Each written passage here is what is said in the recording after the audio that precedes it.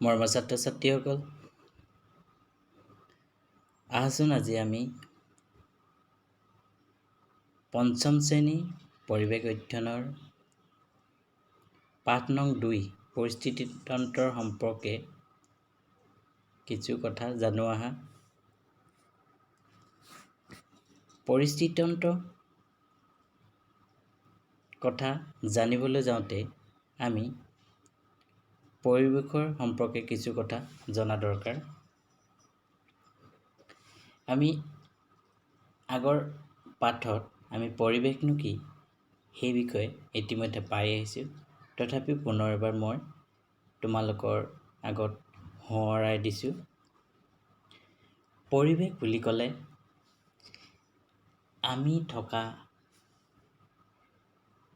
বা আমাৰ চাৰিওফালে থকা সকলো বস্তুকে আমি বুজি পাওঁ। এতিয়া সকলো বস্তু বুলি ক'লে গছ-গছনি, ঘৰ-দুৱাৰ, নদ-নদী, জীৱ-জন্তু, চৰাই-চিৰিকটি, আনকি সূৰ্য, পোহৰ আৰু তাপ, বায়ু, মাটি, পানী, কীট-পতংগ ইত্যাদিবোৰ। এই আটাইবোৰ হৈছে পৰিৱেশৰ একোটা উপাদান। নহয়নে বাৰু? তোমালোকে আগৰ পাঠত পাই আহিছিলা। গতিকে এই পৰিৱেশৰ উপাদানবোৰক আমি বা পৰিৱেশক আমি দুটা ভাগত ভাগ কৰিছোঁ। এটা হ'ল মানৱসৃষ্ট পৰিৱেশ, আনটো প্ৰাকৃতিক পৰিৱেশ। এটা মানৱসৃষ্ট পৰিৱেশ, আনটো প্ৰাকৃতিক পৰিৱেশ। এতিয়া মানৱসৃষ্ট পৰিৱেশ বুলি ক'লে আমি সাধাৰণতে মানৱসৃষ্ট পৰিৱেশ বুলি ক'লে মানুহে সৃষ্টি কৰা পৰিৱেশক মানৱসৃষ্ট পৰিৱেশ বুলি কোৱা হয়। যেনে ঘৰ-দুৱাৰ, ৰাস্তা-ঘাট, দলং, উদ্যান, উদ্যোগ, কীৰ্তিচিহ্ন ইত্যাদিবোৰ।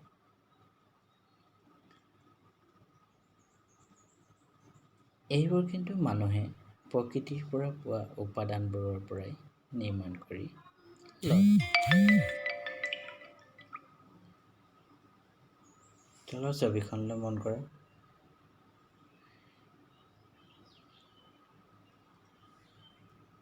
ইয়াত তোমালোকে পাইছা উদ্যান, ঘৰ-দুৱাৰ, ৰাস্তা-ঘাট, দলং। এইবোৰ মানুহে প্ৰকৃতিৰ পৰা পোৱা কিছুমান উপাদানৰ পৰাই সৃষ্টি কৰি লৈছে। এইবোৰ হৈছে মানৱসৃষ্ট পৰিৱেশ। এতিয়াও প্ৰাকৃতিক পৰিৱেশ। প্ৰাকৃতিক পৰিৱেশ বুলি ক'লে আমি কি বুজো? প্ৰাকৃতিক পৰিৱেশ বুলি ক'লে গছ-গছনি, চৰাই-চিৰিকটি, জীৱ-জন্তু, নদ-নদী, পাহাৰ-পৰ্বত, সাগৰ, মহাসাগৰ, বায়ু, পানী, মাটি, সূৰ্য, পোহৰ আৰু তাপ, এই আটাইবোৰকে আমি প্ৰাকৃতিক পৰিৱেশৰ ভিতৰত পৰে। আমি গম পাওঁ যে ইয়াত আছে কীট-পতংগ। তোমালোকে ইয়াত দেখিছা তোমালোকে এইখিনি হৈছে কীট-পতংগৰ কিছুমান ছবি। উদ্ভিদ আছে, ঘাঁহ বন হ'লেও উদ্ভিদ, নদী আছে, এইটো সূৰ্য, জীৱ-জন্তু, চৰাই-চিৰিকটি, পাহাৰ-পৰ্বত, উদ্ভিদ, এই আটাইবোৰ হৈছে প্ৰাকৃতিক পৰিৱেশৰ একোটা উপাদান। এতিয়া আমি প্ৰাকৃতিক পৰিৱেশৰ উপাদানবোৰক আকৌ আমি দুটা শ্ৰেণীত বা দুটা ভাগত ভাগ কৰিব পাৰোঁ। তাৰে এটা হ'ল আমাৰ জৈৱিক উপাদান, আনটো হ'ল অজৈৱিক উপাদান। এটা হ'ল জৈৱিক উপাদান, আনটো হ'ল অজৈৱিক উপাদান। এতিয়া জৈৱিক উপাদানবোৰৰ ভিতৰত আমি কি পাইছোঁ? গছ-গছনি, জীৱ-জন্তু, চৰাই-চিৰিকটি, কীট-পতংগ, এইবোৰ হৈছে জৈৱিক উপাদান। এইবোৰ আমি জৈৱিক উপাদানৰ ভিতৰত পৰে। আনহাতে অজৈৱিক উপাদানবোৰ হৈছে বায়ু, মাটি, পানী, সূৰ্য, পোহৰ আৰু তাপ, বৰষুণ ইত্যাদিবোৰ হৈছে অজৈৱিক উপাদান। এইবোৰ হৈছে অজৈৱিক উপাদানৰ ভিতৰত পৰে। এতিয়া জৈৱিক উপাদানবোৰ হৈছে গছ-গছনি, জীৱ-জন্তু, চৰাই-চিৰিকটি, কীট-পতংগ। এইবোৰ দেখিছানে? এইবোৰ আটাইবোৰে একোটা একোটা জীয়াই থকা মানে উপাদান। সেইকাৰণে তেওঁলোকক জৈৱিক উপাদান বুলি কোৱা হয়। এতিয়া আমি আগবাঢ়িছোঁ। আমি জৈৱিক উপাদান বুলি কওঁতে তাত আমি পাইছিলোঁ উদ্ভিদ।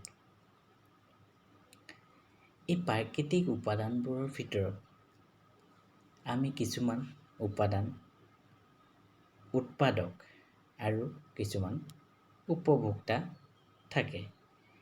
এই প্ৰাকৃতিক উপাদানবোৰৰ ভিতৰত কিছুমান উৎপাদক যিয়ে উৎপাদন কৰে আৰু কিছুমান উপভোক্তা যিয়ে উৎপাদনকাৰীক খায়। সেইবোৰ হৈছে উপভোক্তা। এতিয়া এই উদ্ভিদ হৈছে পৰিৱেশৰ উৎপাদক। উপাদানবোৰৰ ভিতৰত উৎপাদক সেইকাৰণে কোৱা হয় কাৰণ উদ্ভিদে নিজে নিজৰ আহাৰ প্ৰস্তুত কৰি লয়। আন এটা কথা ইয়াতে মন কৰিবলগীয়া, কেৱল সেউজীয়া উদ্ভিদেহে নিজৰ আহাৰ নিজে প্ৰস্তুত কৰি ল'ব পাৰে। উদ্ভিদৰ পৰত সাধাৰণতে সেউজীয়া থাকে। উদ্ভিদৰ পৰত সাধাৰণতে কি থাকে? সেউজীয়া থাকে। গতিকে এই সেউজীয়া উদ্ভিদে নিজৰ আহাৰ নিজে প্ৰস্তুত কৰি লয়। উদ্ভিদৰ এতিয়া কথা হ'ল, উদ্ভিদৰ পাতৰ ৰং কিয় সেউজীয়া হয়? উদ্ভিদৰ পাতত হৰিতকণা নামৰ এবিধ বস্তু থাকে, পদাৰ্থ থাকে। এই হৰিতকণাক আকৌ পত্ৰহৰিত বুলি কোৱা হয়। সেইকাৰণে পাতৰ ৰং সেউজীয়া হয়। আৰু পাতৰ ৰং সেউজীয়া হোৱাৰ বাবে উদ্ভিদে নিজৰ আহাৰ নিজে প্ৰস্তুত কৰি ল'ব পাৰে। উদ্ভিদৰ এই আহাৰ প্ৰস্তুত কৰা প্ৰক্ৰিয়াটোক আকৌ সালোকসংশ্লেষণ প্ৰক্ৰিয়া বুলি কোৱা হয়। এতিয়া সালোকসংশ্লেষণ প্ৰক্ৰিয়া কেনেকৈ হয়? এই সালোকসংশ্লেষণ প্ৰক্ৰিয়াটো দেখিছা? উদ্ভিদৰ সালোকসংশ্লেষণ প্ৰক্ৰিয়াই কেনেকৈ আহাৰ প্ৰস্তুত কৰে। এতিয়া ইয়াত দেখিছা, এইটো সূৰ্য। সূৰ্য হৈছে পৰিৱেশৰ অজৈৱিক উপাদান। সূৰ্য আছে, ইয়াত আছে কাৰ্বন ডাই অক্সাইড গেছ। কাৰ্বন ডাই অক্সাইড গেছ হৈছে উদ্ভিদে বায়ুত থকা যিখিনি কাৰ্বন ডাই অক্সাইড গেছ, সেই কাৰ্বন ডাই অক্সাইড গেছ উদ্ভিদে গ্ৰহণ কৰে আৰু উদ্ভিদে পুনৰ কি কৰি দিয়ে? অক্সিজেন গেছ এৰি দিয়ে। অক্সিজেন গেছ এৰি দিয়ে। আৰু গছৰ এই তলৰ এইটো শিপাই মাটিৰ তলৰ পৰা পানী আৰু খনিজ লৱণ শুহি এই যিটো প্ৰক্ৰিয়াৰে, এই প্ৰক্ৰিয়াটোকে সালোকসংশ্লেষণ প্ৰক্ৰিয়া বুলি কয়। এতিয়া সূৰ্যৰ পৰা পাতে তাপ আৰু পোহৰ গ্ৰহণ কৰে। সূৰ্যৰ পৰা পাতে তাপ আৰু পোহৰ গ্ৰহণ কৰে আৰু বায়ুত থকা কাৰ্বন ডাই অক্সাইড গেছ গ্ৰহণ কৰে আৰু শিপাই পানী আৰু খনিজ লৱণ লৈ এই আহাৰ প্ৰস্তুত কাৰ্য সম্পন্ন কৰে। গতিকে এই প্ৰক্ৰিয়াটোকে সালোকসংশ্লেষণ প্ৰক্ৰিয়া বুলি কোৱা হয়। এতিয়া চাওঁ সালোকসংশ্লেষণ প্ৰক্ৰিয়া কি? এতিয়া আগৰ ছবিখনত আমি মন কৰিছিলোঁ, তোমালোকে নিশ্চয় মন কৰিছিলা, উদ্ভিদে কেনেকৈ আহাৰ প্ৰস্তুত কৰে। উদ্ভিদৰ পাতৰ ৰং সেউজীয়া, আমি গম পালোঁ ইতিমধ্যে। সেইকাৰণে কৈছে উদ্ভিদৰ পাতৰ ৰং সেউজীয়া, কাৰণ তাত হৰিতকণা বা পত্ৰহৰিত থাকে। ইয়াৰ দ্বাৰা সূৰ্যৰ পৰা তাপ আৰু পোহৰ গ্ৰহণ কৰি বায়ুত থকা কাৰ্বন ডাই অক্সাইড গেছ গ্ৰহণ কৰে আৰু শিপাই পানী আৰু খনিজ লৱণ শুহি লৈ আহাৰ প্ৰক্ৰিয়া কাৰ্য সম্পন্ন কৰে। সেয়ে উদ্ভিদ হৈছে উৎপাদক। উদ্ভিদে নিজৰ আহাৰ নিজে প্ৰস্তুত কৰি ল'ব পাৰে কাৰণে উদ্ভিদক উৎপাদক বুলিও কোৱা হয়। এতিয়া আমি গম পালোঁ উৎপাদক আৰু পৰিৱেশৰ উপাদানসমূহ, প্ৰাকৃতিক পৰিৱেশ, মানৱসৃষ্ট পৰিৱেশ, এতিয়া এই পৰিৱেশৰ যিখিনি উপাদান পালোঁ, জৈৱিক আৰু অজৈৱিক পৰিৱেশ, সেই জৈৱিক আৰু অজৈৱিক উপাদানবোৰে ইটোৰ ওপৰত সিটো নিৰ্ভৰ কৰি চলিবলগীয়া হয়। এতিয়া জৈৱিক উৎপাদন আমি কৈছিলোঁ, উদ্ভিদে নিজৰ আহাৰ প্ৰস্তুত কৰি লয়, আৰু উদ্ভিদে নিজৰ আহাৰ প্ৰস্তুত কৰি লোৱাৰ ফলত তেওঁ উৎপাদক হ'ল। আকৌ উদ্ভিদে আহাৰ প্ৰস্তুত কৰাৰ ফলত উদ্ভিদক প্ৰত্যক্ষভাৱে কিছুমান প্ৰাণী, কীট পতংগ, চৰাই চিৰিকটিয়ে খায়। গতিকে উৎপাদকক এই বস্তুবোৰে খায়, এই জীৱবোৰে খায়। গতিকে তেওঁলোক এইবোৰ হৈছে উপভোক্তা। সেইকাৰণে কৈছে পৰিৱেশৰ জৈৱিক আৰু অজৈৱিক উপাদানবোৰে পৰস্পৰৰ মাজত নিৰ্ভৰ কৰি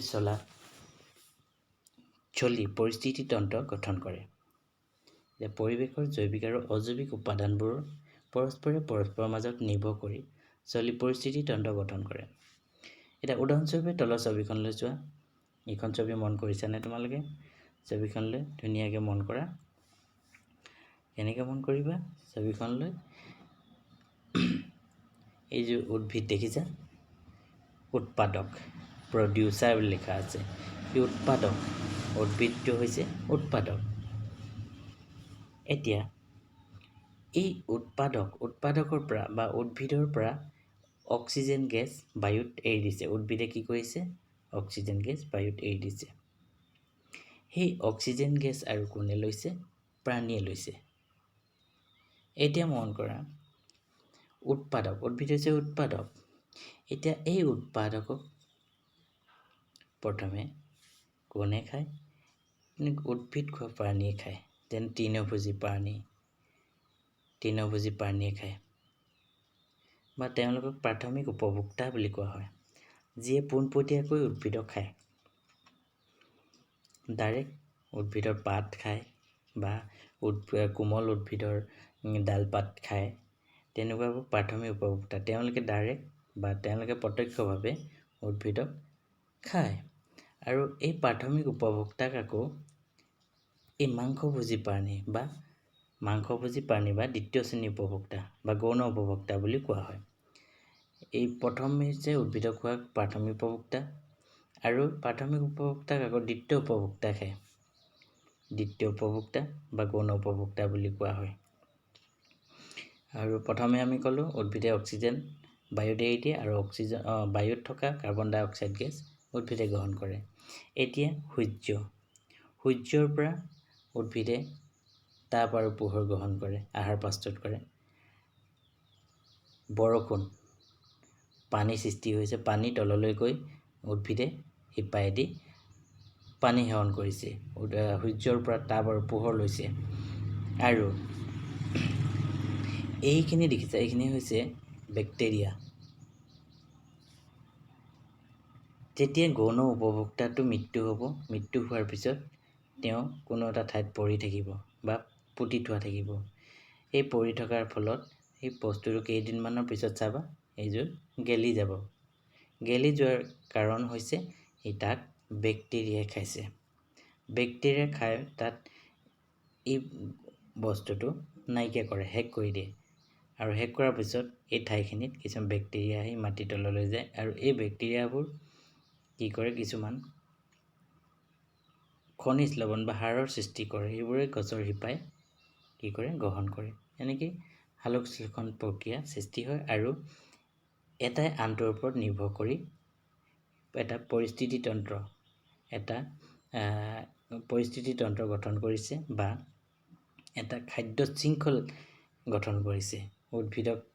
উৎপাদক বা উদ্ভিদক খায়, প্ৰাথমিক উপভোক্তা খায়, গৌণ উপভোক্তাক খায় আকৌ বেক্টেৰিয়া বা গেলাই পচাই দিয়ে। গেলাই পচাৰ ফলত এই মাটিৰ লগত মিহলি হৈ পুনৰ গছে খায়, উৎপাদকে খায়। গতিকে এটা প্ৰক্ৰিয়া চলি আছে। এইটো হৈছে পৰিস্থিতিতন্ত্ৰ। এতিয়া পৰিস্থিতিতন্ত্ৰ বুলি ক'লে বুজি পাওঁ যে পৰিৱেশৰ জৈৱিক আৰু অজৈৱিক উপাদানবোৰৰ পৰস্পৰৰ মাজত নিৰ্ভৰ কৰি চলি পৰিস্থিতিতন্ত্ৰ গঠন কৰে। উদাহৰণস্বৰূপে আমি এই ছবিখনলৈ মন কৰিলোঁ। এতিয়া আমি পৰিস্থিতিতন্ত্ৰৰ বিষয়ে জানিবলৈ চেষ্টা কৰিছিলোঁ। এতিয়া ইমানখিনিলৈকে আহাচোন আমি কি শিকিলোঁ। ইমান সময়খিনি যে আমি তোমালোকৰ লগত কথা পাতিলোঁ, এতিয়া আমি কি শিকিলোঁ। প্ৰথমতে আমি কৈছিলোঁ পৰিৱেশৰ জৈৱিক আৰু অজৈৱিক উপাদানবোৰ কি বাৰু তোমালোকে জানানে? নিশ্চয় তোমালোকে আগৰ পাঠতো পাই আহিছা, এতিয়াও পুনৰ তোমালোকে জানিলা যে পৰিৱেশৰ জৈৱিক আৰু অজৈৱিক উপাদানবোৰ কি? যে পৰিৱেশৰ জৈৱিক আৰু অজৈৱিক উপাদানবোৰ হৈছে আমাৰ আমি পাইছিলোঁ অলপ আগতে পৰিৱেশৰ জৈৱিক আৰু অজৈৱিক উপাদানবোৰ। ইয়াত মই পুনৰ দেখুৱাই দিছোঁ। জৈৱিক উপাদান হৈছে গছ-গছনি, জীৱ-জন্তু, চৰাই-চিৰিকটি, কীট-পতংগ, আৰু অজৈৱিক উপাদানবোৰ হৈছে বায়ু, মাটি, পানী, সূৰ্য, পোহৰ আৰু তাপ আৰু বৰষুণ ইত্যাদিবোৰ। এইবোৰ হৈছে পৰিৱেশৰ জৈৱিক আৰু অজৈৱিক উপাদান। ইয়াৰ পিছতে আমি শিকিছিলোঁ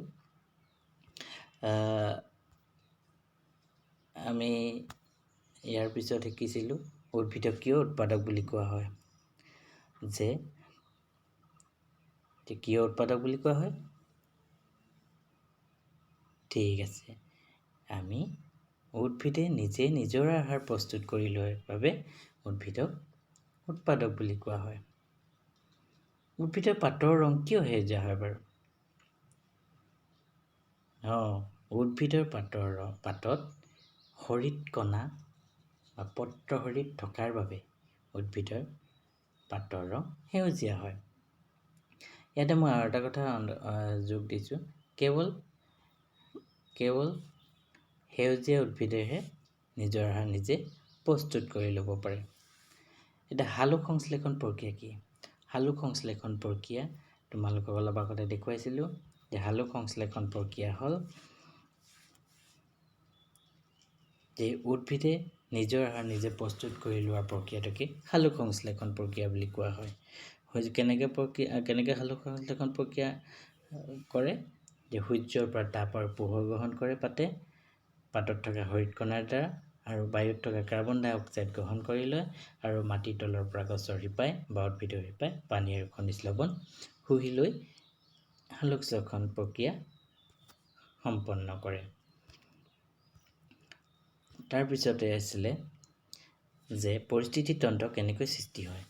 আমি অলপ আগতে পাইছিলোঁ যে পৰিস্থিতিতন্ত্ৰ কেনেকৈ সৃষ্টি হয়, যে পৰিৱেশত জৈৱিক আৰু অজৈৱিক উপাদানবোৰে পৰস্পৰৰ মাজত নিৰ্ভৰ কৰি চলি পৰিস্থিতিতন্ত্ৰ গঠন কৰে। উদাহৰণস্বৰূপে তলৰ ছবিখন আমি দেখুৱাইছিলোঁ। এতিয়া পৰিস্থিতিতন্ত্ৰ বুলি ক'লে আমি বিভিন্ন পৰিস্থিতিতন্ত্ৰ পাব পাৰোঁ। যে পুখুৰীটো এটা পৰিস্থিতিতন্ত্ৰ গঠন হ'ব পাৰে, যে ডাঠ অৰণ্য এখনতো পৰিস্থিতিতন্ত্ৰ গঠন হ'ব পাৰে, বা শস্য পথাৰ এখনতো পৰিস্থিতিতন্ত্ৰ গঠন কৰিব পাৰে। তেনেকৈ পৰিস্থিতিতন্ত্ৰ বেলেগ বেলেগ হ'ব পাৰে, তাত খাদ্য শৃংখল বেলেগ ধৰণে সৃষ্টি হয়। এতিয়া আমি পৰৱৰ্তী অধ্যায়ত আমি খাদ্য শৃংখলৰ সম্পৰ্কে আলোচনা কৰিবলৈ চেষ্টা কৰিম। যে প্ৰিয় ছাত্ৰ ছাত্ৰীসকল, আজি আমি ইমানখিনিকে আলোচনা কৰিলোঁ। তোমালোকে এই কথাখিনি ভালকৈ আওৰাই বা বাৰে বাৰে তোমালোকে এইখিনি চাই তোমালোকে এই কথাকেইটা আয়ত্ব কৰিবলৈ চেষ্টা কৰিবা। আশা থাকিল তোমালোকে সকলোৱে ভালদৰে পঢ়া শুনা কৰি আছা, আৰু এই কথাখিনি যাতে এটা কথা নতুন প্ৰত্যেক দিনাই এটা কথা জানিবলৈ চেষ্টা কৰিবা। গতিকে আজিলৈ আহোঁ। ধন্যবাদ।